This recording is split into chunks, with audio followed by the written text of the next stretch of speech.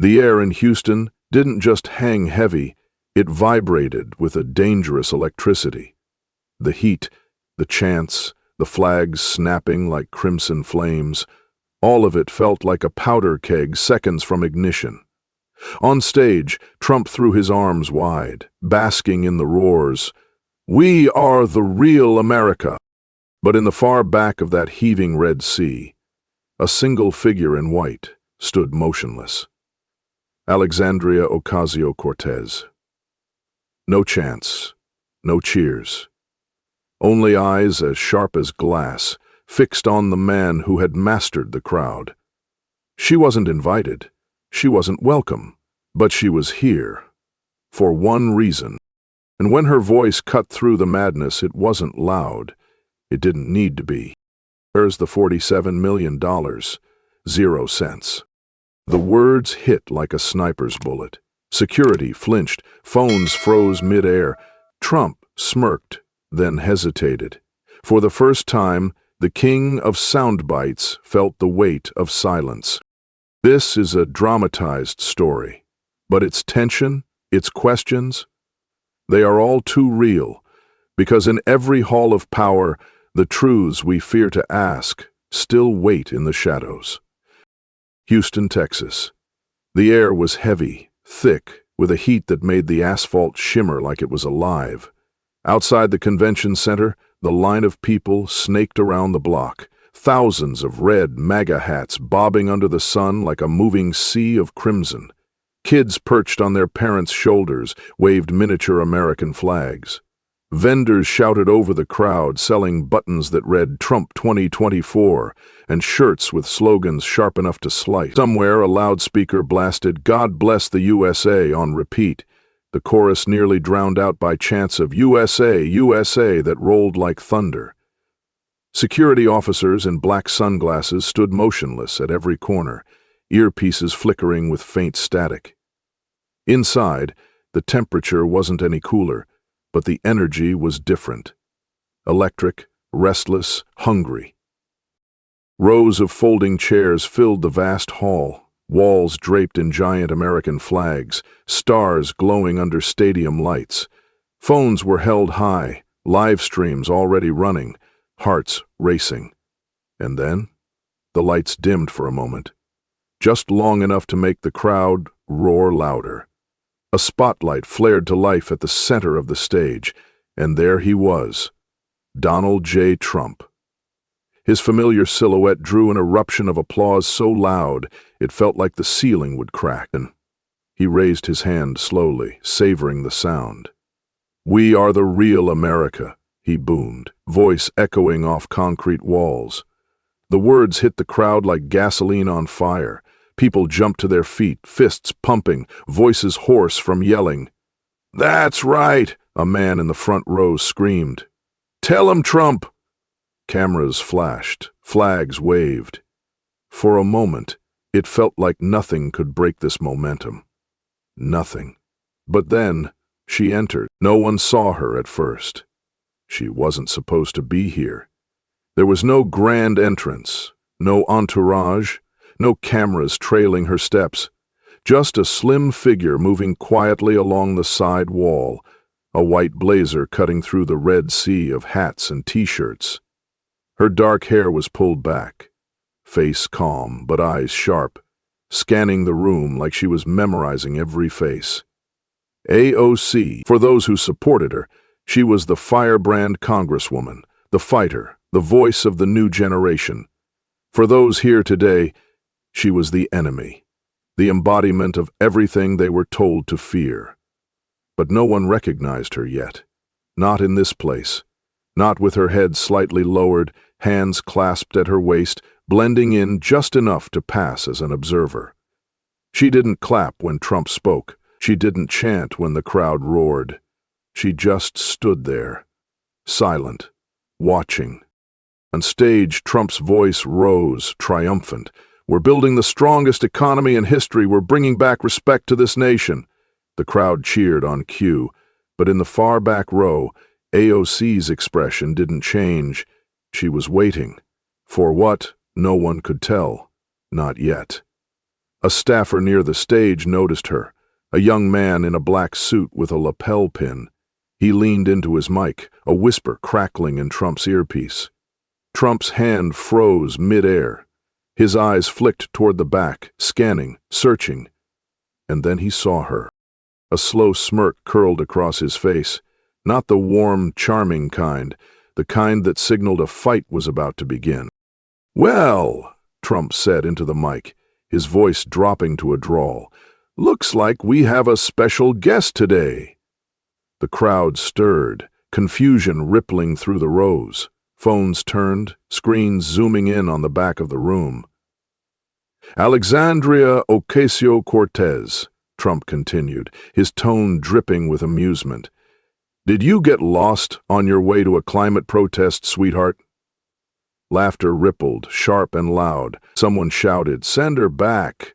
Another voice joined, "Go home, socialist." But AOC didn't flinch. She didn't move.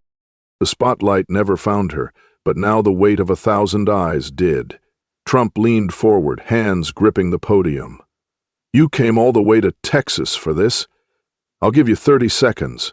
That's more than your party ever gave me." The crowd roared, part laughter, part jeer. AOC's gaze stayed steady. She didn't look at Trump. She didn't look at the crowd. She looked past them, like she was seeing something bigger. And in that instant, a subtle shift ran through the hall, a ripple of unease. No one could name it, but they felt it. They didn't know yet. But the rally wasn't a rally anymore. It was about to become something else, something none of them had prepared for. The question hadn't been asked yet, but it was coming. And when it did, it wouldn't just echo off these walls. It would ripple far beyond them. The storm hadn't started yet, but every instinct in the room seemed to sense it was coming. AOC stood perfectly still near the back row, her white blazer a stark contrast against the sea of red. She carried no security detail, no guest badge, no entourage snapping photos or whispering in her ear. Just her and the faint outline of a folded piece of paper tucked neatly into the breast pocket of her jacket. She wasn't there to chant or cheer. She wasn't there to take notes. She wasn't even there to be seen, and yet she was. Her presence alone felt like a question no one wanted asked. On the stage, Trump's voice thundered with practiced confidence. "We don't need socialist lectures here, folks. We need strength. We need loyalty. We need America first." The crowd roared as if on cue, their cheers bouncing off the walls. Somewhere in that chaos, a young Secret Service agent noticed her. His eyes darted toward the woman in white, his fingers pressing to his earpiece as he leaned forward and murmured something low, almost cautious. In the private channel connected directly to Trump's mic, a voice crackled through the static. "Sir, Congresswoman Ocasio-Cortez is in the back row." Trump's hand froze mid-gesture. His eyes swept the audience like a hawk scanning for prey, and then he saw her. Just a flicker of movement. A woman standing utterly still in a place designed for noise and frenzy. For a split second, his expression hardened, but almost immediately it melted into something else. A slow, deliberate smirk. "Well, well," Trump said, his voice dipping into a drawl, rich with mockery. "Socialism found a seat at our church tonight. Let's welcome her, folks." The crowd reacted instantly. A wave of laughter erupted, harsh and sharp. Phones swung in her direction, screens lighting up as people scrambled to capture this unexpected twist. Someone shouted from the middle rows, "Send her back!" and others quickly joined in, their voices blending into a chant, ragged but growing. "Send her back!" AOC didn't move. She didn't flinch. Her eyes, dark and unblinking, fixed somewhere beyond the podium, as if she wasn't seeing Trump at all. The noise didn't touch her. The laughter rolled over her like waves breaking on stone. Trump leaned forward, his grin widening. "You came all the way from New York for this? To what? Hand out free health care? Pass out climate change flyers? or maybe just take notes for the Green New Deal. His words dripped with derision, the delivery perfect for the cameras and his base. Another round of laughter roared up, mingled with applause. But something was off, subtle, like a change in air pressure before a storm. A few in the crowd shifted uncomfortably, their eyes darting between the man on stage and the woman standing in silence. She wasn't reacting the way they expected. No angry outburst, no counter-slogans, no retreat. He just stood. Trump gestured broadly with his hands. "We're a generous group, aren't we, folks? How about we give the Congresswoman 30 seconds to say her piece? That's more than her party ever gave me." His words were met with more cheering, but there was an edge to it now, unease creeping in like a shadow under the door. AOC's gaze moved, slow, deliberate, not to Trump, not to the chanting crowd. She scanned the faces nearest to her. A mother clutching a flag to her chest, a veteran in full uniform sitting stiffly, a teenager fiddling nervously with his phone. No one could tell what she was thinking. Someone near her hissed, "You don't belong here." She didn't acknowledge it. Trump tapped the mic twice, the sound cracking sharply through the hall. "Come on now, don't be shy. 30 seconds, sweetheart. Let's hear what the socialist princess has to say." The cameras swung again, zooming in on her expressionless face. Live stream comment sections exploded with messages. "What is she doing there? This is gonna be good. AOC about to get owned, lol." But she didn't step forward. She didn't take the bait. She didn't even touch the folded paper resting like a quiet threat in her pocket. Instead, she drew a slow breath, her chest rising and falling once. And in that moment there was a strange hush. Not silence, not yet, but the kind of pause that happens when a room realizes something unscripted is about to unfold. She wasn't there to fight. She wasn't there to win. She was there for something else entirely. No one could have known how much weight a single question could carry, but they were about to find out. The hush from moments earlier hadn't left the room. It had only grown heavier, pressing down on every seat and every breath, as Trump straightened his tie and leaned casually against the podium like a man with all the time in the world. His grin widened as the camera zoomed closer, eager to catch the moment their headline would be born. "Maybe," he said, his voice low and dripping with amusement, "she came to take notes for her little Green New Deal." The crowd laughed. It wasn't just laughter.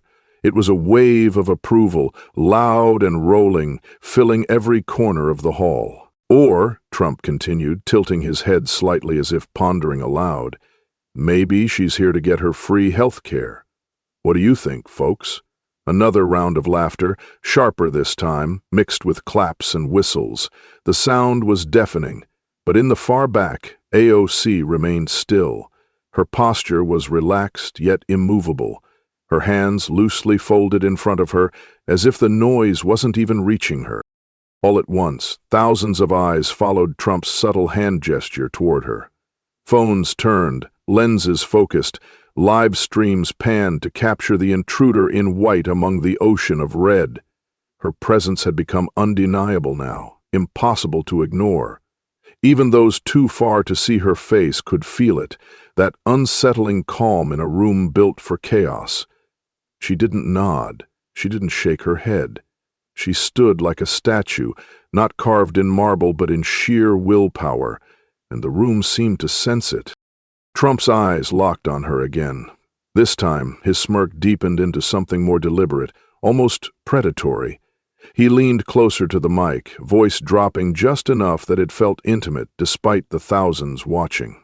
"Let's give her 30 seconds, he said, each word crisp and slow, designed to draw attention. "Speak, sweetheart. That's more than your party ever gave me." Applause burst out, but it was fractured, uneven. Some cheered, some laughed nervously, and a few hesitated, unsure why. The chant started again, soft at first, then louder. Send her back! Send her back!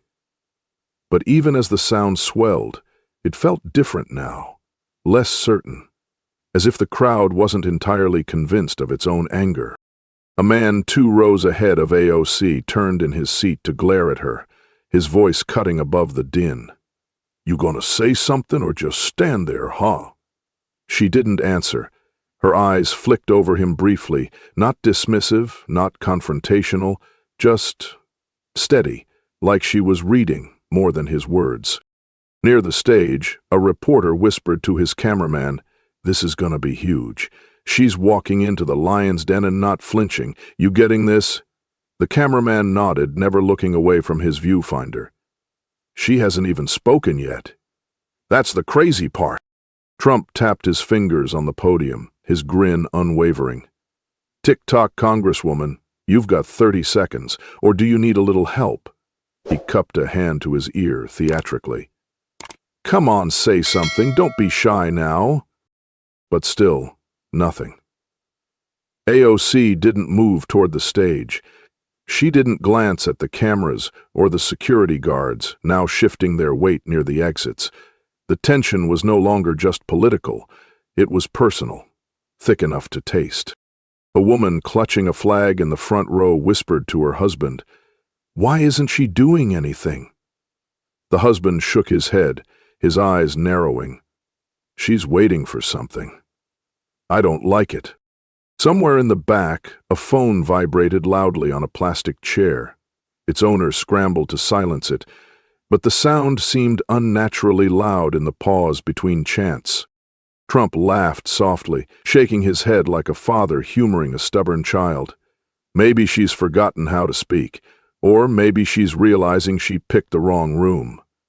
His supporters chuckled, the energy of the crowd rising and falling like a restless tide. But there was a flicker, a tiny, nearly imperceptible shift, as AOC's hand brushed lightly against the folded paper in her pocket. Not enough to pull it out, just enough for those who noticed to wonder what she might be holding. The cameraman muttered under his breath, "Zoom on her pocket, something's there."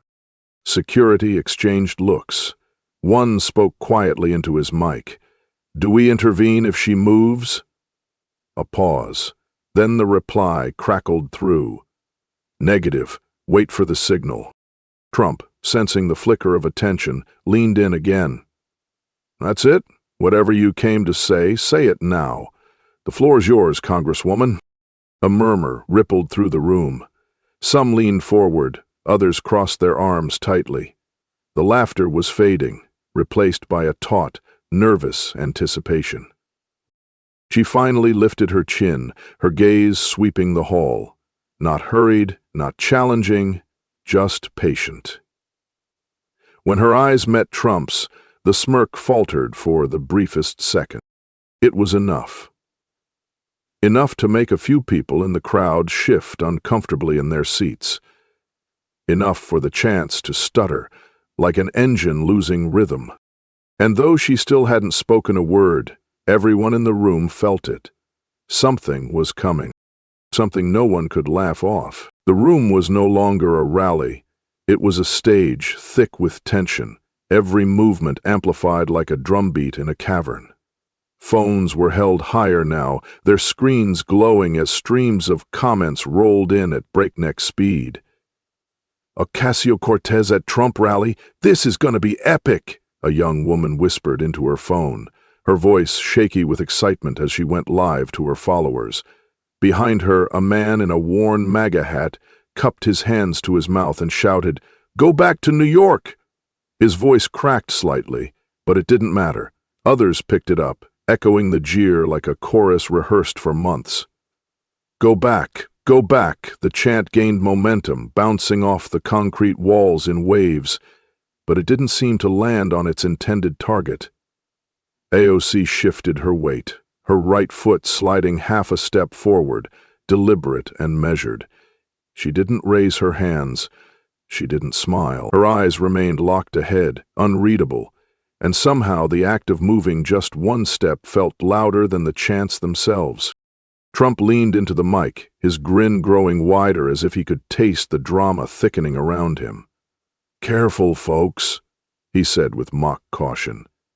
"She might be here to take over our great Texas oil fields, or worse, hand out free windmills."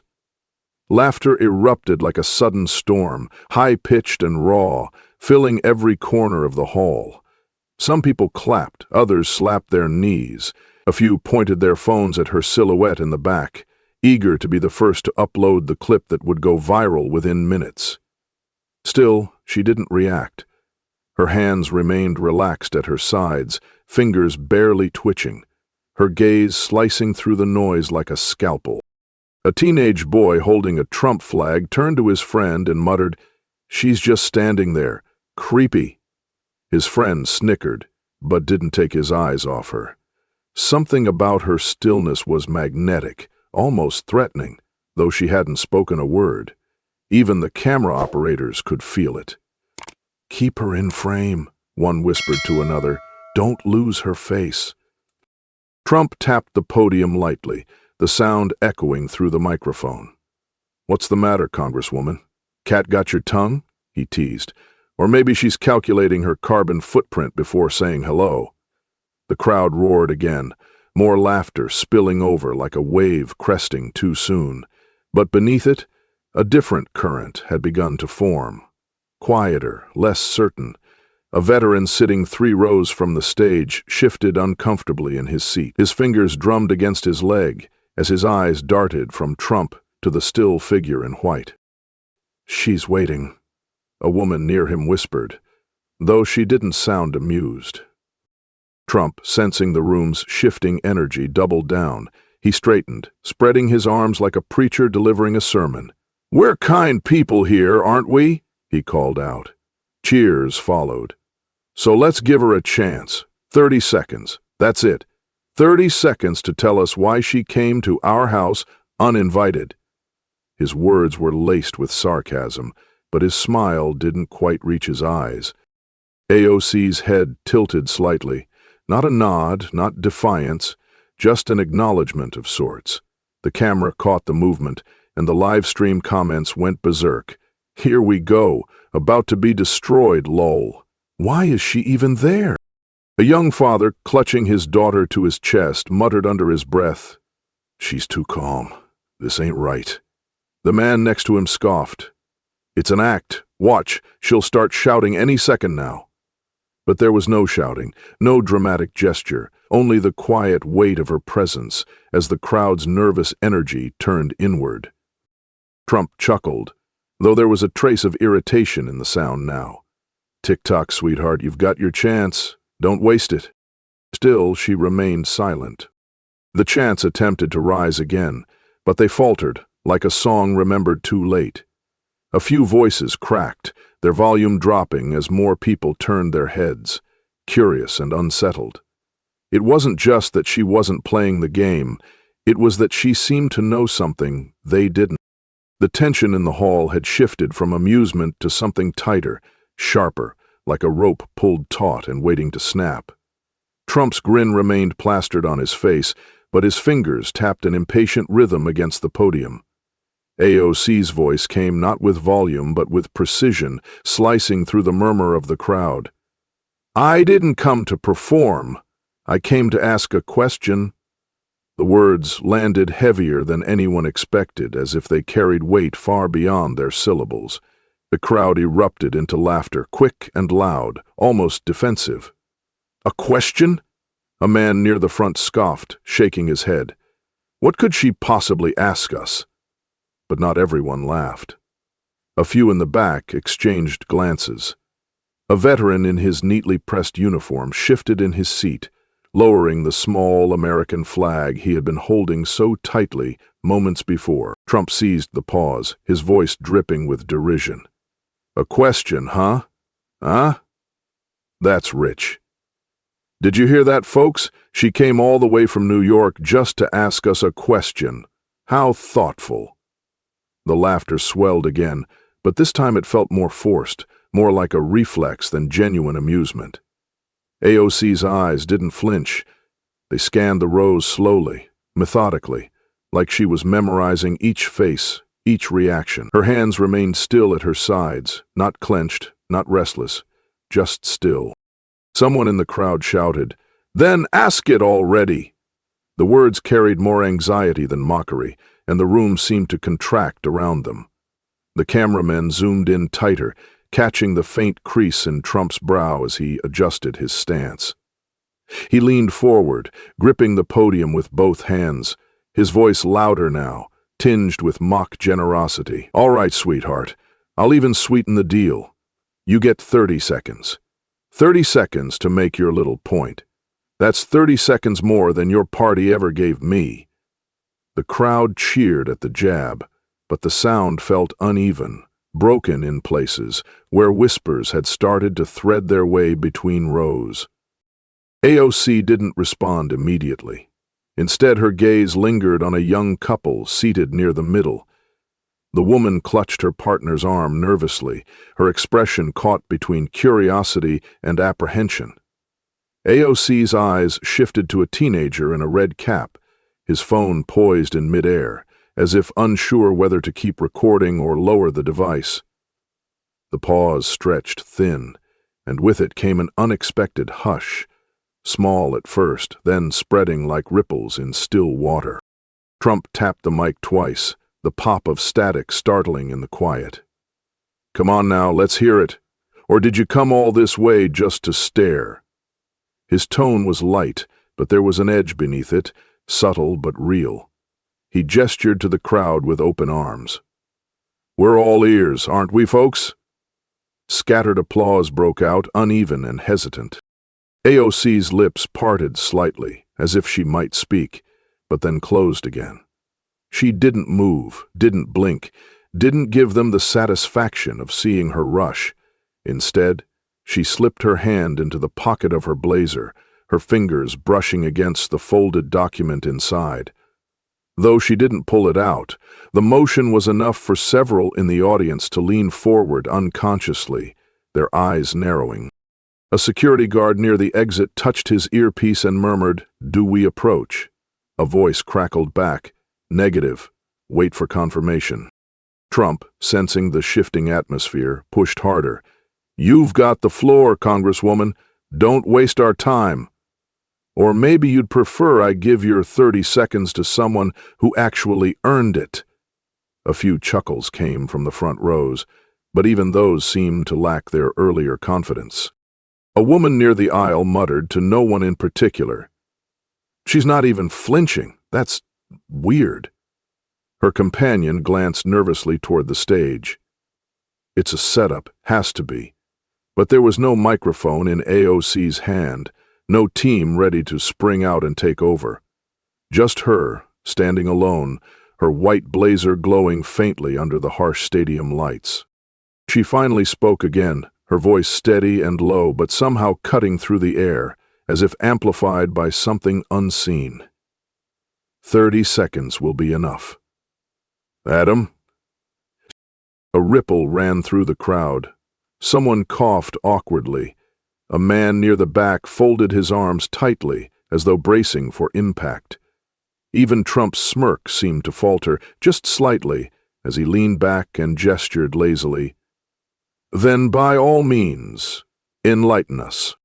But AOC didn't step forward. She didn't claim a podium or raise her voice. She remained exactly where she was, a fixed point, in a room that suddenly felt off balance. Trump's laughter rang out, loud and theatrical, bouncing off the high walls of the convention hall like a rehearsed encore. "Ask away, darling. Make it quick. We've got a country to save." His words, sharp with mockery, drew a wave of applause and scattered laughter, but there was something different about it now. The sound didn't roll through the room with the same force as before. It stuttered in places, faded too quickly, and pockets of silence began to form like cracks in a once solid surface. AOC remained still, her hands loosely clasped in front of her, her expression calm but unreadable. She didn't glance at Trump, didn't acknowledge the cameras zooming in, didn't flinch as the last of the laughter ebbed away. In the front rows, a man with a MAGA hat tugged at his collar, his smile stiffening. "What's she doing?" he muttered under his breath. His wife didn't answer. Her eyes were locked on AOC's figure in the back, her fingers tightening on the flag in her lap. Even the chants that had earlier surged so easily now struggled to take shape. A few voices tried to reignite them. "Send her back! Send her back!" But they fell flat, absorbed by an atmosphere thickening with unease. Trump drummed his fingers against the podium, his smirk faltering for just a fraction of a second before returning. "Come on, Congresswoman. Don't keep us waiting. You're not afraid of a little crowd, are you?" He cocked his head, trying to draw more laughter, but the response was weaker this time. A few loyalists clapped dutifully, yet others simply watched, their faces tense with an anticipation they couldn't explain.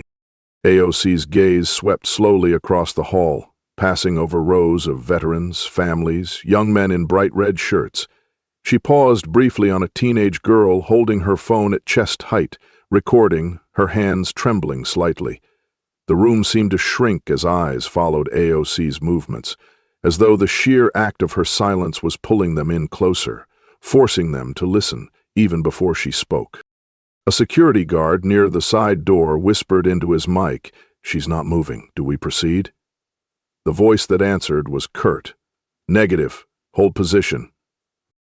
Trump cleared his throat, voice louder now, as though to remind the room of who held the microphone. "You wanted your moment, so take it. Or maybe you're realizing you don't belong here." He gestured with both hands, as if presenting her to the crowd. "Folks, she's got the spotlight. Let's see if she can handle it." Still no movement, still no words, yet the air felt charged, like static before a lightning strike. The cameramen whispered among themselves, "Stay on her. Whatever's about to happen, we're not missing it." In the center row, an elderly veteran adjusted his cap and murmured, "She's waiting for the right moment. You watch." The woman beside him nodded faintly, though her knuckles were white from clutching her purse. Trump's tone sharpened, his smirk now bordering on irritation. "Tick-tock, Alexandria. You've got 30 seconds, or are we wasting our time?" Then, finally, AOC raised her chin, just slightly. She didn't step forward. She didn't project her voice. She spoke evenly, her words cutting through the restless whispers like glass sliding across concrete. "I only need 10. The murmur that followed wasn't laughter. It wasn't cheering. It was a ripple of sound that carried uncertainty, curiosity, even discomfort. For the first time, the audience seemed less like a wall of noise and more like individuals holding their breath. Trump leaned back slightly, narrowing his eyes as the weight of the moment settled over the hall. The pause that followed her words was unnerving, a strange, heavy silence that felt almost physical, pressing down on every person in the hall. AOC's voice had not been loud, but it didn't need to be. It slipped past the noise, past the cameras and banners, cutting directly into the space between her and the crowd. "How many of you lost someone in Hurricane Harvey?" she asked again, her tone measured, steady. The question seemed simple, almost soft, yet it carried a weight that made the room feel smaller. Near the front, a man in his 50s tightened his grip on his wife's hand. His knuckles turned white as he stared at the floor, unwilling to meet anyone's eyes. Behind him, a little boy holding a miniature flag stopped waving it, his small face turning up to his father, as if to ask what was happening. For a moment, Trump didn't speak. His fingers tapped against the podium, slower now, his eyes fixed on AOC with a gaze that was no longer amused. Somewhere to the left, a woman shifted uncomfortably in her seat. Her MAGA hat was pulled low, but her jaw was tense as she whispered to the man beside her. "Why's she asking that?" He didn't answer. He just rubbed his chin, staring at her with a furrowed brow. The sound of phones buzzing vibrated faintly through the crowd. Live stream comment sections exploded as viewers scrambled to type reactions. "What is she doing? Why's she bringing up Harvey? Oh no, she's playing dirty. Yet inside the room, no one was laughing anymore. The tension had cracked open something raw, something personal. Trump cleared his throat, a sharp sound that drew a few nervous chuckles from the front rows. "Hurricane Harvey?" he said, his voice forced into lightness. "That was years ago. We moved on, folks. We rebuilt. Right?" He looked to the crowd for affirmation, but the response was a muted ripple, nowhere near the roaring applause from earlier. AOC didn't flinch. She didn't raise her voice. Her hands remained at her sides, calm and steady, as she spoke again. "How many of you are still waiting for help that was promised but never came?" The words landed harder this time, and the silence deepened. It wasn't respectful silence. It wasn't dramatic. It was the kind of silence born of collective memory, of faces flashing through minds unbidden, waterlogged homes, caskets too heavy to carry, FEMA checks that never arrived. In the third row, a man wearing a veteran's jacket stared straight ahead, his lips pressed tightly together, his fingers drummed nervously against his knee. A woman beside him reached out, touching his arm lightly, but he didn't react. A few rows back, a teenage girl put her phone down without realizing it, her eyes locked on AOC. Trump shifted his weight, his smirk returning, though thinner now, less sure. "We did what we could. We sent billions in aid. Nobody could have done more than we did. Everybody knows that." The words came out faster than usual, like he was trying to get ahead of something he couldn't quite name. AOC didn't respond to him. She wasn't speaking to him anymore. Her eyes moved across the audience slowly, meeting pairs of eyes just long enough for discomfort to set in. She wasn't accusing, she wasn't pleading, she was simply asking. The murmurs began at the edges of the room, faint at first, like the early tremors of a quake. A man whispered to his wife, "We never saw a dime from FEMA." She shushed him quickly, glancing around nervously as though someone might hear. Another voice, this one louder, said from the back, "She's got some nerve bringing that up here." But there was no anger in it, not really, only a kind of restless uncertainty. Trump's hands gripped the podium a little tighter. His voice rose slightly. "This isn't the time for sad stories, folks. This is about winning, about saving America. Don't let her distract you." A few claps followed, but the sound was hollow, scattered. AOC's fingers brushed lightly against the folded paper in her pocket, the movement so small it could have been nothing. Yet somehow it drew every camera lens tighter, every pair of eyes leaning forward, waiting. She still hadn't raised her voice. She didn't need to. The stillness in the room felt fragile, like glass stretched too thin. AOC's fingers moved deliberately as she reached into the inside pocket of her white blazer. For a heartbeat, no one in the crowd breathed. Cameras zoomed closer, trying to catch whatever she was about to reveal. Then she pulled it out. A single folded sheet of paper, edges worn, creases deep from being handled too many times. The soft rustle of it, unfolding, seemed unnaturally loud against the silence. "This," she said, her voice even and calm, "is a 2020 federal report. $47 million, 0 cents allocated for Texas relief." But the funds never arrived.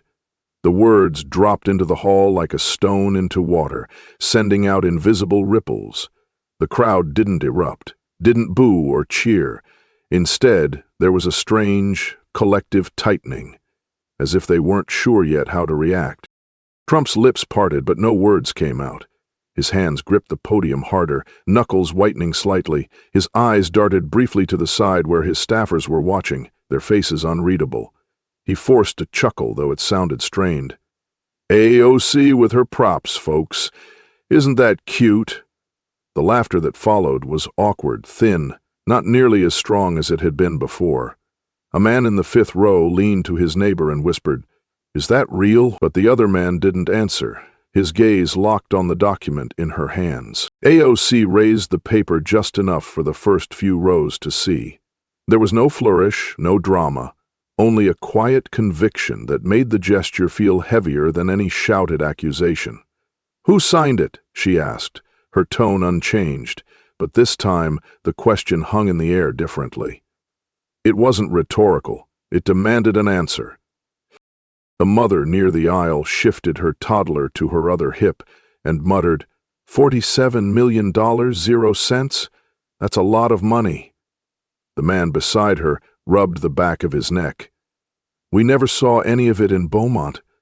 His voice was low, almost guilty, as though admitting it was a betrayal. Trump's smirk returned, but his eyes didn't quite match the expression. "We sent plenty of aid down here. Billions, in fact. Everybody knows that. Don't let her fake news fool you." He tried to laugh again, tapping his fingers on the podium for emphasis, but the rhythm was uneven. AOC's gaze stayed fixed on the crowd, not him. "While families slept in gyms," she continued calmly, "while children waited for help, this document sat on a desk, signed, sealed, but never delivered." Her thumb brushed the bottom corner of the paper, and for a moment it seemed like she might reveal the signature. Instead, she let the silence stretch, let the weight of her words settle like dust in the thick air. A young man in a red cap lowered his phone slightly, no longer recording but staring at her with furrowed brows. His lips moved, as if forming the word silently. "Who signed it?" In the control booth, a producer for a live stream muttered, "Clip this. She's about to blow up online." His colleague nodded without taking his eyes off the screen. "Already trending." The veteran from earlier sat forward now, elbows on his knees, his hands clasped tight. "I remember that storm," he said under his breath. The woman next to him nodded, her lips pressed into a thin line. Trump's voice cut through the tension, louder this time, almost sharp. "This is a stunt. Don't buy into it. She's trying to make you forget all we accomplished." But even as he spoke, he could see the shift. People weren't looking at him anymore. They were looking at her. AOC unfolded the last crease in the paper, revealing a scrawled signature. Barely legible. No title, no clear accountability. She didn't hold it higher. She didn't name names. She simply let it exist in the space between her and the crowd. "Who looked at this?" she asked, softer now, but somehow more cutting than before. The hall was still now, unnaturally still. Gone was the roar of chants, the sharp bursts of applause, the nervous laughter that had rippled like static moments before. Instead, there was only the sound of breathing. Uneven, shallow, as if the collective air had been stolen from thousands of lungs. No one moved, no one clapped. A man in the middle row, wearing a red MAGA cap slightly askew, broke the tension with a whisper so low only those near him heard. "She's right." His voice cracked on the second word, but it didn't matter. The silence devoured it, and yet somehow it echoed anyway. AOC didn't smile. She didn't gloat or lean into the weight she now carried in the room. She simply held the folded paper at her side, her eyes calm and searching, not for conflict, but for recognition. Trump shifted behind the podium, his hand gripping the edge so tightly his knuckles blanched. He opened his mouth, perhaps to laugh, perhaps to redirect the room, but nothing came. Even the sound system seemed hesitant, the faint hum of the speakers loud in the absence of words. In the back, a woman who had been live streaming earlier slowly lowered her phone. The screen dimmed as she pressed it to her chest, her brows knitting. Next to her, her friend whispered nervously, "This is bad. For him, really bad." The woman said nothing, her eyes fixed on AOC's figure in white. A child's voice broke the quiet unintentionally. "Daddy, why aren't they cheering?" The man holding him didn't answer. His jaw was tight, his stare fixed forward, but his hand unconsciously squeezed his son's side in a protective gesture. On stage, Trump's smirk tried to resurface, but it wavered like a flickering light bulb. He gestured vaguely to the crowd. "Folks, don't be fooled. This is a setup, a political stunt. That's all it is." The words came out too fast, too sharp, and no one cheered in response. AOC's voice, soft but unshakable, cut across his. While families drowned, while children slept in gymnasiums, this signature sat in the dark. She didn't shout. She didn't even raise her tone. Yet somehow, every syllable seemed to land, with the force of a gavel striking wood.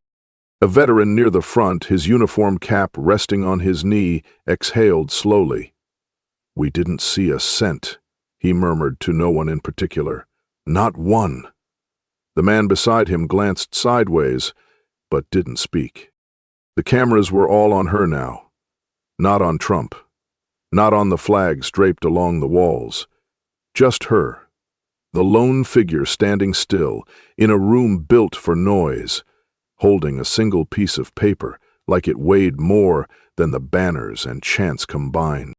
Trump's hand left the podium for a moment, waving loosely as he tried again. "You all know me. You know what we did for Texas. Billions, billions.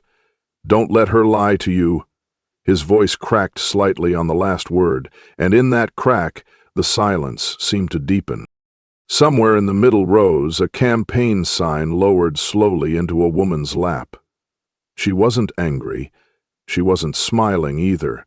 She just stared, her fingers tracing the edge of the cardboard unconsciously. AOC's gaze swept once more across the crowd. "This isn't about left or right," she said quietly. "It's about right and wrong." A man in the back, arms crossed, shifted his weight. His lips pressed together like he wanted to argue, but no sound came. Even the air felt heavier now, thick enough to choke on. People didn't just see her. They felt her presence pressing against their thoughts, asking questions they hadn't wanted to consider. The folded paper trembled slightly in her hand, though whether from her grip or the air conditioning no one could tell.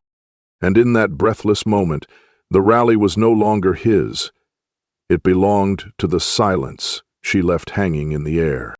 The silence lingered like a held breath, heavy and unbroken, until AOC's voice cut through it. Not loud, not forceful, but with a quiet conviction that carried farther than any shout. "This isn't about left or right. It's about right and wrong." The words hung in the air, soft yet undeniable, like the sound of glass cracking under pressure. A woman in the second row, her gray hair pulled back in a loose bun, pressed a trembling hand to her mouth. Tears slipped silently down her cheeks as she whispered, "She's right." No one turned to shush her. No one mocked her. Even the man beside her, his campaign sign still clutched in his lap, only stared at the floor. A few rows back, a veteran with deep lines etched into his face shifted in his seat. His boots scuffed against the floor as he rose slowly, his hands gripping the back of the chair in front of him for balance. His voice cracked slightly when he spoke, but the words were clear. "We never got help." It wasn't a question. It wasn't an accusation. It was a statement of fact, simple and devastating. A murmur rippled through the hall, soft at first, but growing as more people shifted in their seats, whispers threading between them like smoke. Trump's hands gripped the podium tighter. His face was still composed, but his eyes darted toward his staffers at the edge of the stage.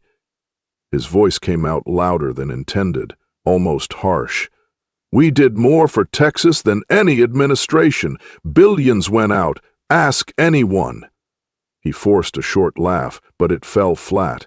This wasn't the crowd he had started with.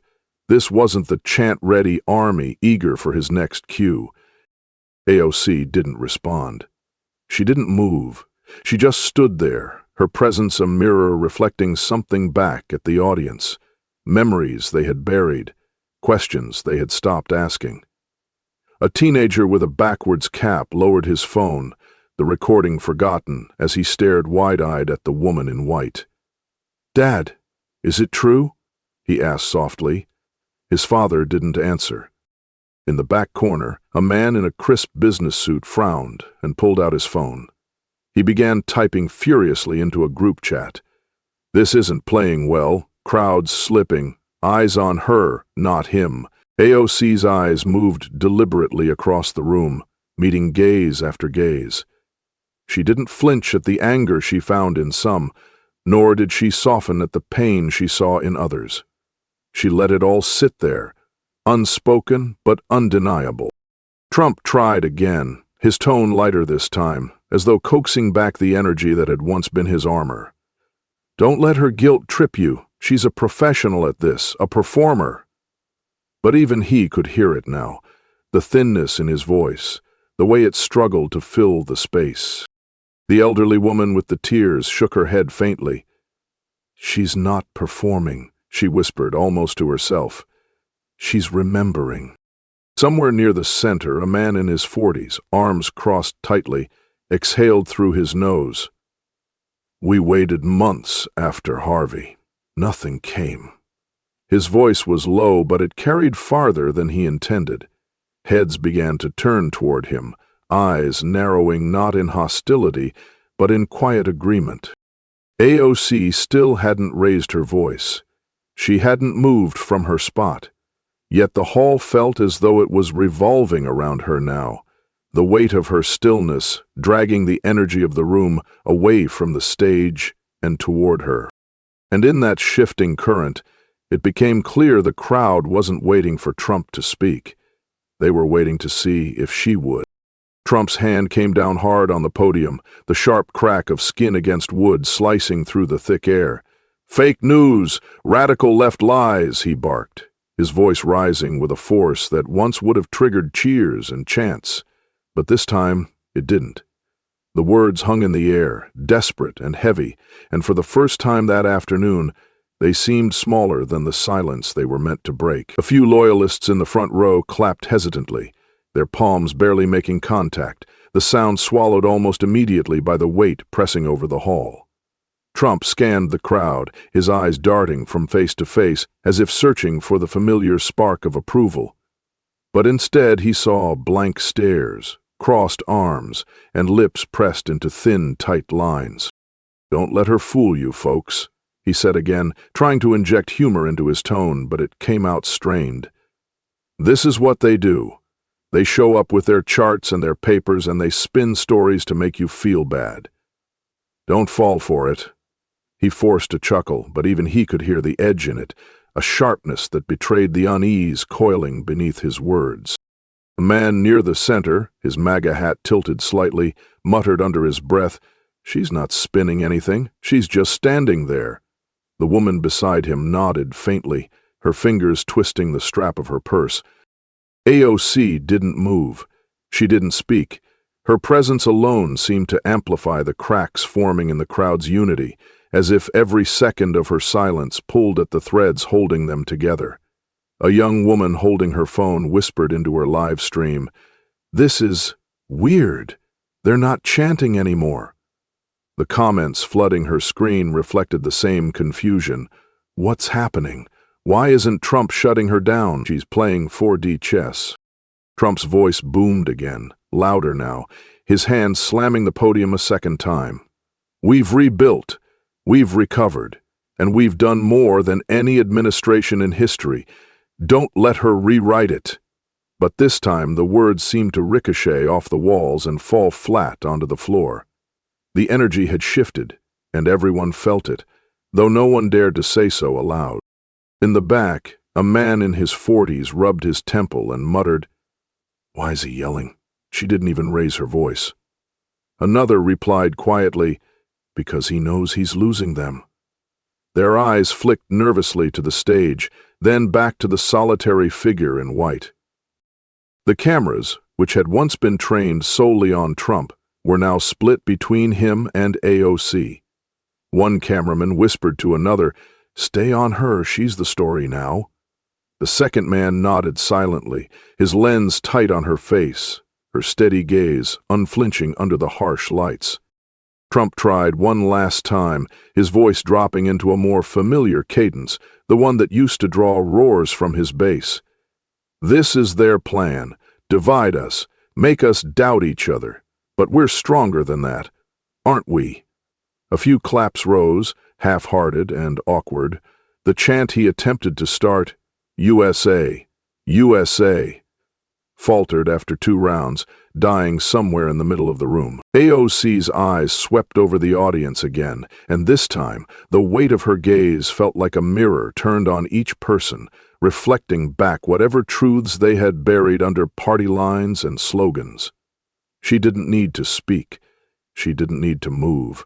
The stillness was speaking for her. And as the echoes of Trump's voice faded, it became clear the crowd wasn't waiting for his next line. They were waiting to see if she would break the silence. At first it was so faint no one noticed. One clap, a single pair of hands coming together somewhere near the back of the hall. The sound seemed out of place, fragile against the heavy quiet. Then another joined it. 2 claps. The noise spread like a ripple through water, hesitant but growing. A few heads turned in confusion, searching for the source. The crowd, so accustomed to chanting and cheering in perfect unison, now found itself caught in an unfamiliar rhythm, scattered applause breaking through the suffocating silence. Trump's eyes narrowed as his head turned slightly, scanning the room with sharp, restless movements. His fingers tapped the podium in quick succession, a restless beat that betrayed the tension creeping into his voice. AOC remained motionless. She hadn't spoken since her last words, hadn't lifted the folded paper again, hadn't even shifted her stance. Yet somehow her stillness was louder than the sound of Trump's voice had ever been. Near the center aisle, a man lowered his campaign sign into his lap. His hands rested on it loosely now, no longer gripping it like a weapon. His gaze stayed fixed on her, brow furrowed as though trying to reconcile something he couldn't name.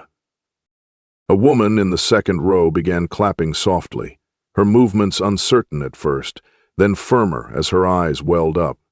"She's right," she whispered, though her voice was lost under the growing sound of more hands joining in. Not a thunderous standing ovation, not yet, but a steady, unsettling chorus of people choosing to respond in a way no one expected.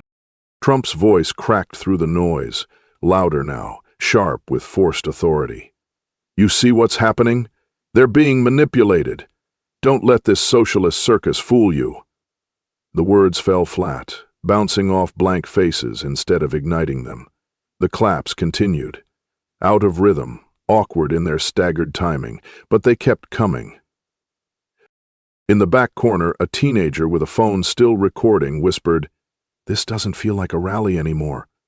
His friend nodded, eyes wide. "Feels like a trial." Their screen lit up with a comment stream exploding in real time. AOC just flipped the room. "He looks nervous. She hasn't even moved." A man near the edge of the hall, arms crossed tight over his chest, finally spoke, his voice hoarse. "I lost my brother in Harvey. Never saw help." The words were barely above a whisper, but in the charged stillness they seemed to echo. The applause around him grew louder, some clapping faster now, others still tentative but unwilling to stop. Trump slammed his hand against the podium again, the sound sharp and hollow. "This is my stage. This is my house. You came here for me, not for her." His attempt to rally the crowd only seemed to deepen the cracks in their resolve. No chance answered him this time. AOC's gaze swept across the hall, and for a fleeting second, her eyes locked with his. She didn't smile. She didn't glare. She only looked, and that quiet, unflinching stare seemed to say everything words couldn't. And as the clapping spread like embers catching dry grass, it was no longer about politics. It was about a room waking up to its own memory. AOC turned without a word, the folded paper still resting in her hand, as she began walking toward the exit. Her steps were unhurried, almost soundless against the polished floor. Yet each one seemed to echo, louder than the chants that had filled the hall minutes earlier. Behind her, the crowd remained frozen, unsure if they were supposed to boo, cheer, or simply watch. Then it came. A single pair of hands clapping slowly from the back. The sound was faint but distinct, breaking the suffocating stillness. A few heads turned toward the source. Confusion etched across their faces. Another clap joined it, this one closer to the front. 2 people, then 3. The applause spread in uneven ripples, hesitant and disjointed at first, but growing steadily as more hands joined. It wasn't the thunderous ovation of a victory rally, nor the sharp applause of political partisanship. It was softer, more measured, like a room unsure whether what they were feeling was approval or simply recognition. Trump's eyes darted across the hall, his jaw tightening as he gripped the podium harder. "No!" he barked, slamming his palm down to regain control. "Don't do that. She doesn't deserve your applause. She came here to humiliate us." His voice cracked slightly on the last word, and that alone drew a few sideways glances from people who had never heard him sound rattled. But the clapping didn't stop. A man near the center, still seated, began to tap his hands together reluctantly, his expression unreadable. A woman in the front row glanced down at her campaign sign, then set it gently on her lap and joined in. Slowly, like a room waking from a trance, more joined until a patchwork of soft claps filled the air, awkward in its timing, but impossible to ignore. AOC didn't turn back. Her shoulders stayed square, her chin lifted as she walked through the narrowing aisle. Phones lifted high as people recorded her exit, capturing every step as if they were witnessing something they couldn't name but felt compelled to remember. "She's just walking out?" a voice whispered somewhere in the rows. Another answered, almost reverently, "She's done what she came to do." At the rear of the hall, a veteran rose to his feet. His uniform jacket hung loose on his frail frame, but his posture was steady as his hands clapped slowly, deliberately. The sound of his palms meeting echoed louder than any cheer that had come before. Those nearest him hesitated, watching him with wide eyes before rising as well. Within moments, a small cluster of people stood, their applause quiet but firm. Trump's face reddened as he pointed toward the exit. "Security, get her out of here! This is still my rally!" But no one moved to intervene. Even the guards seemed frozen, their eyes following the woman in white as she reached the door. The applause hadn't grown louder, yet its persistence felt deafening against the tension thick in the air. As she neared the exit, AOC paused for a single heartbeat, her hand brushing lightly against the doorframe. The cameras caught it, the stillness, the simplicity, the finality of her gesture. Then she stepped outside into the blinding Arizona sunlight, the door closing gently behind her. Outside the convention center, the air felt heavier than the dry Arizona heat. Reporters packed tightly against the barricades, microphones thrust forward like weapons, cameras blinking red as lenses focused and refocused on the doors. The moment AOC emerged, the crowd erupted, not with cheers or jeers, but with the frantic clicks of shutters and the low murmur of urgent questions. "Congresswoman, why did you go inside?" shouted a man in a blue press badge, his voice straining to rise above the chaos. Another leaned in with his phone recording. "Was that planned? Did you expect that reaction?" AOC didn't respond. Her gaze stayed forward, calm and unreadable, as she made her way to the black sedan idling at the curb. The flashes reflected off her white blazer, creating a strobe effect that made the scene feel unreal. Behind her, clips were already flooding social media. The 30-second video of her standing silent in the rally hall, Trump's voice booming, the crowd wavering, and her stillness cutting through it all, had gone viral within minutes. On Twitter, a caption under the video read, "The silence that spoke louder than Trump." Another clip showed the applause that started as she walked away, edited with the words, "She didn't need to win, she just needed them to listen." A young reporter whispered to his cameraman as they jogged alongside her. "This isn't like other protests. She didn't even raise her voice." The cameraman nodded, his lens never leaving her figure. "Doesn't matter.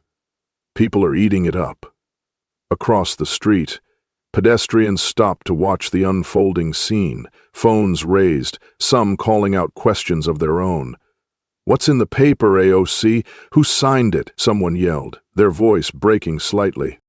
Inside the sedan, an aide held the door open silently. AOC paused just long enough for one last question to cut through the noise. "Do you regret it?" a woman's voice asked from the back of the pack. For the briefest moment, AOC's eyes flicked in her direction, but she said nothing.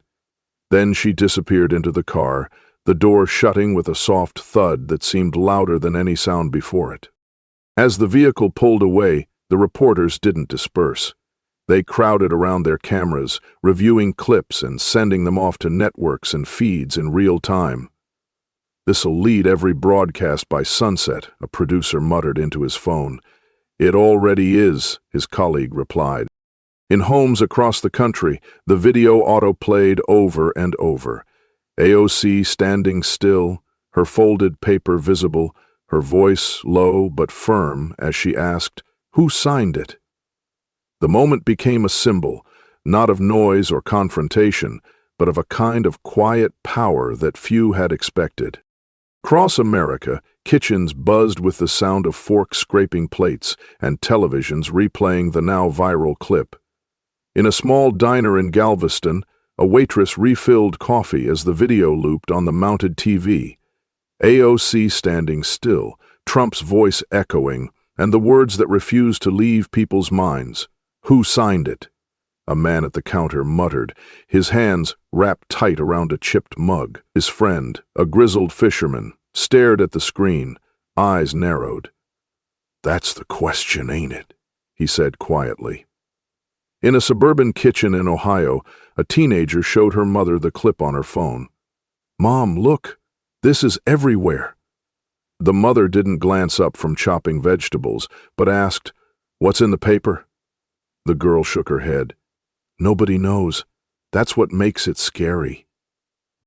In rural Mississippi, an elderly couple sat in silence at their table, the faint sound of the video playing from a nearby radio.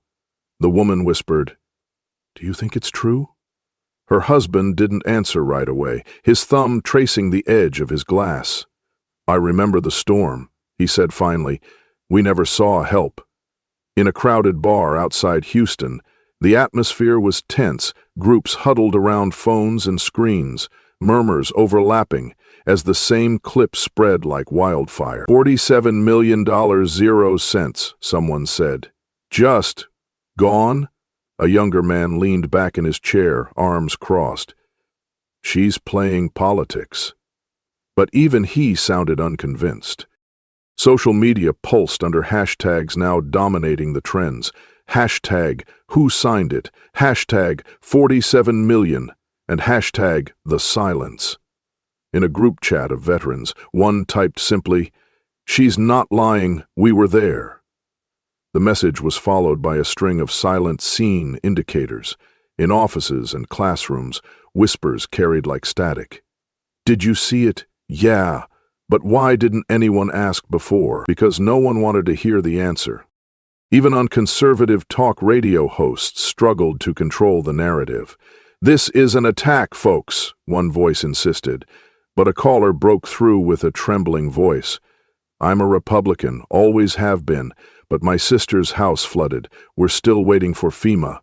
The host tried to cut him off, but the damage was done. In kitchens, living rooms, and break rooms, the question repeated itself like a drumbeat. Who signed it? It wasn't asked with anger yet, not fully. It was asked with something heavier, a creeping doubt. By morning, Hashtag, the 47 million question had climbed to the #1 spot on Twitter, trending in every state with millions of retweets and comments flooding timelines. Clips of AOC's calm stance, the folded paper in her hand, and the faint applause following her exit replayed endlessly on news outlets and Instagram reels. On right-wing forums, the MAGA faithful were on fire. "This is a setup," one post screamed in all caps, gathering hundreds of likes. Another read, "She's a professional manipulator. Don't fall for her act." Influencers and commentators echoed the anger, demanding fact checks and dismissing the document as a fake. But beneath that roar was another sound, quieter but growing. In comment sections and private group chats, people who had once cheered at Trump's rallies were asking questions they never thought they'd speak aloud. A retired firefighter in Texas posted a simple message on Facebook. "We waited. We're still waiting. Who signed it?" The post had over 1,000 shares within hours. In a cafe in Wisconsin, two farmers sat over steaming mugs of coffee, scrolling silently through their phones. "She didn't yell," one said finally. "Didn't call names either." The other nodded slowly. It felt different. In a barber shop in Atlanta, a young man pulled up the clip on his phone. "She stood there like she knew something we didn't." The barber stopped mid-snip and muttered, "Maybe she did." Even conservative talk shows struggled to contain the narrative. A host slammed his desk. "This is a media trick, people. Don't fall for it." But seconds later, a caller's voice cut through the broadcast. "I voted for Trump twice, but my parents are still waiting for relief after Harvey. Maybe she's not wrong." The line went dead. The silence that followed was more damning than any debate. The hashtag was no longer confined to political circles. Teenagers were remixing the clip on TikTok. Mothers were posting it with captions like, "This isn't about politics. This is about people." At dinner tables, the same question played out. Who signed it? A husband whispered it across the table. His wife didn't answer, just stared at her plate. Their daughter looked between them, uneasy. And in the midst of this quiet shift, the MAGA base kept shouting. But their noise no longer felt all-encompassing. It felt defensive. The sound of Trump's palm slamming against the mahogany desk cracked through the war room like a gunshot. Papers fluttered to the floor, aides flinched, and the tension thickened. "How the hell did she do that without yelling?" he barked, his face flushed red, hair slightly disheveled as he paced the room. The aides exchanged glances but said nothing, knowing better than to answer too quickly. One younger staffer, voice cautious, offered, "Sir, it's all over Twitter. The video's been viewed 40 million times in 24 hours. Trump wheeled on him, pointing a finger so sharply the man almost stepped back. 40 million? For standing still?" He scoffed, but the sound was hollow. "People don't care about silence. They want power. They want energy. We gave them that." An older advisor cleared his throat. "Mr. President, the problem is, she didn't have to speak to make people listen. It's unsettling." Trump slammed a fist on the table again, rattling a glass of water. "Unsettling? That's weak. I own the room. I own the stage. Always have. So why?" His voice trailed as he stared at the muted television where the clip played on loop.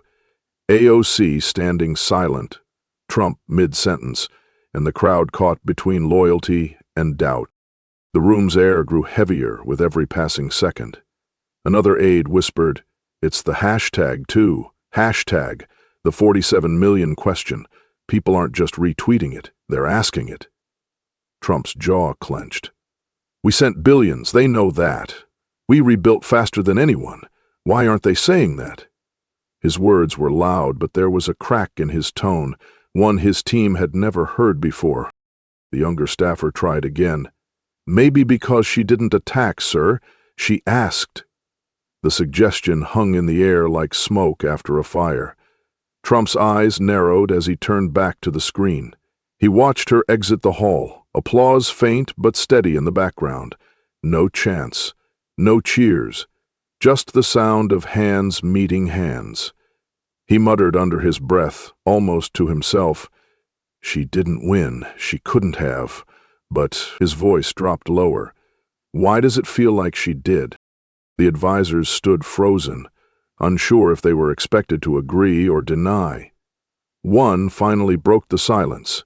"Because, sir, she didn't try to take the room. She let it give itself to her." Trump spun, his hand hitting the desk once more. "No, that's not how this works. That's not how I built this." But deep down, in a place even he couldn't name, the doubt had already started to creep in. The studio lights were soft but unrelenting, bathing the small set in a muted glow. AOC sat across from the host, her white blazer pressed, her hands folded neatly in her lap. The interviewer, a seasoned journalist with decades of political interviews under her belt, leaned forward slightly, her voice low but edged with curiosity. "Congresswoman, you walked into a Trump rally alone. You didn't speak until the very end. And yet, the world is calling this one of the most powerful political moments in years. What was your intention?" AOC's eyes didn't waver. She spoke calmly, her tone steady and unhurried. "I didn't come to win. I came to remind them of what was lost."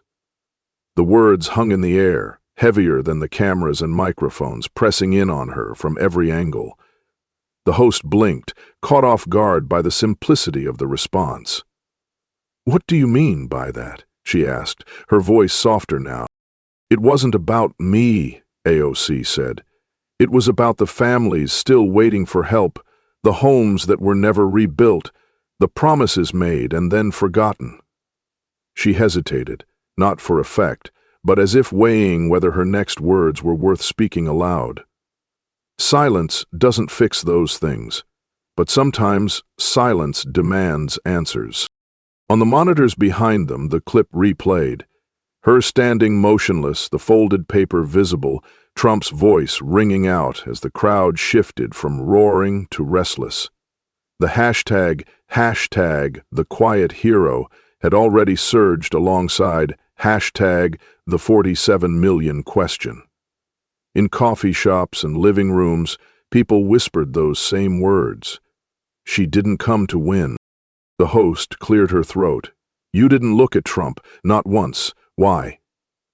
AOC's lips pressed into a faint, knowing smile.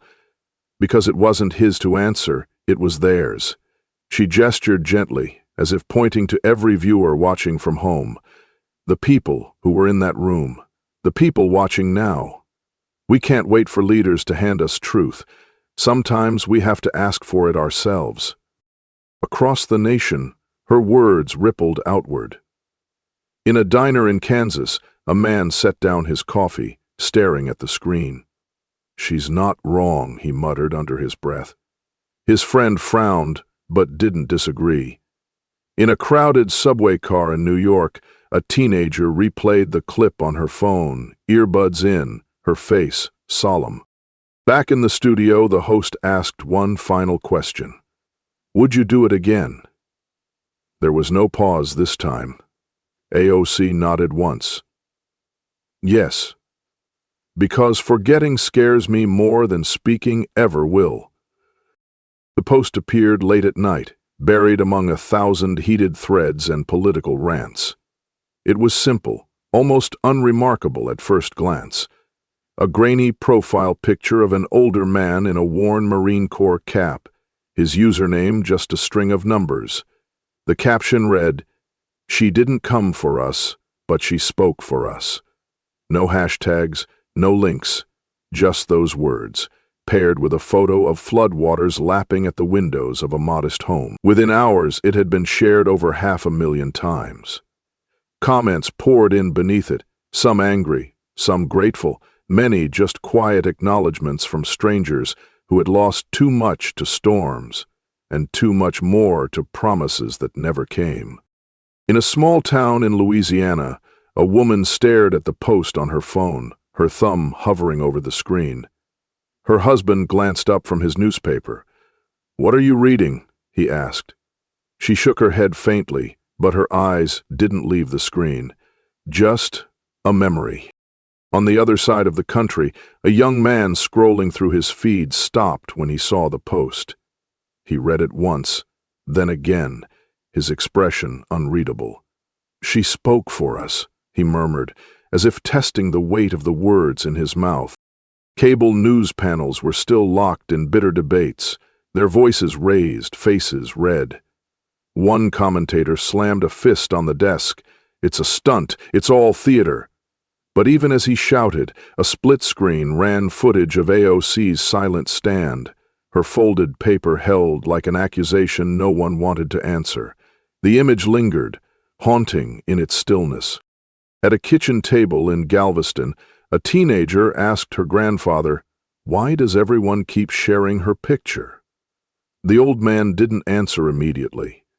He reached for his coffee, staring out the window at the night sky. Finally, he said, "Because she made people remember." And across the nation, that memory spread like embers on a dry wind. Quiet, persistent, impossible to stamp out. The $47 million 0 cents question was no longer just a headline. It had become a symbol, whispered in rallies, printed on handmade posters, and pinned to the profiles of millions online. Truth doesn't shout, it waits. The phrase echoed on podcasts and late-night talk shows, scrawled across murals in cities that had once drowned in storms and bureaucracy. In Washington, reporters pressed politicians with a single phrase, "Who signed it?" And for the first time in years, answers didn't come easily. In a university lecture hall, a student raised her hand nervously. Was she trying to divide people? The professor paused, then shook his head. Maybe, or maybe she was trying to remind them what division had already cost. Outside, a quiet vigil had formed, candles flickering beneath a projected image of AOC standing in white, her folded paper catching the light like a flag. The crowd didn't chant. They didn't shout. They just watched, breathing in unison, as if waiting for a sound that had yet to arrive. Sometimes all it takes is one woman standing still to remind a room that justice isn't given. It's demanded. Long after the rally ended, after the cameras stopped rolling and the headlines shifted, her silence continued to echo. In quiet kitchens and crowded buses, people replayed the moment, not because it was loud or fiery, but because it wasn't. It reminded them of promises broken, of names forgotten, of lives swept aside by louder voices. In a small-town library, an old man closed his laptop and whispered, "She didn't come to save us. She came to say we deserved saving." Across the country, children asked their parents why people were clapping for someone who didn't even raise her voice, and parents struggled to answer because deep down they understood. She hadn't won a debate or conquered a stage. She had left a question no one could unhear. As doors knocked in homes and meetings gathered in church basements, America faced a choice, not to remember her, but to remember themselves. And in that lingering pause before the next knock, the world waited to see who would rise first. In a world where noise often drowns out meaning, AOC's silent stand reminds us that courage doesn't always roar. It sometimes arrives in stillness, in asking the question no one else dares to. It's not about politics or parties. It's about memory, about the promises we're told to forget, and about the quiet strength to stand when standing alone feels impossible. Her moment in that hall wasn't a victory speech. It was a mirror held up to a nation. And maybe that's the power we overlook, the ability of one voice, even a soft one, to ripple across millions. Justice isn't loud, it's patient, but it waits for someone brave enough to knock. What about you? When the silence breaks around you, will you look away? Or will you dare to ask the question everyone's been avoiding? If this story touched you, don't let it stop here. Like, share, and subscribe to Alexandria Rising Stories, where every voice matters and every story echoes far beyond the screen. This story is a fictionalized and dramatized narrative created for educational, inspirational, and storytelling purposes. While it may be inspired by real public events, people, or societal issues, it includes imagined dialogue, reconstructed scenes, and character interpretations meant to highlight broader themes of justice, dignity, and resilience. Any resemblance to actual events or individuals beyond public knowledge is purely coincidental. We do not intend to defame, mislead, or harm, but to invite reflection and meaningful conversation. Thank you for watching Alexandria Rising Story.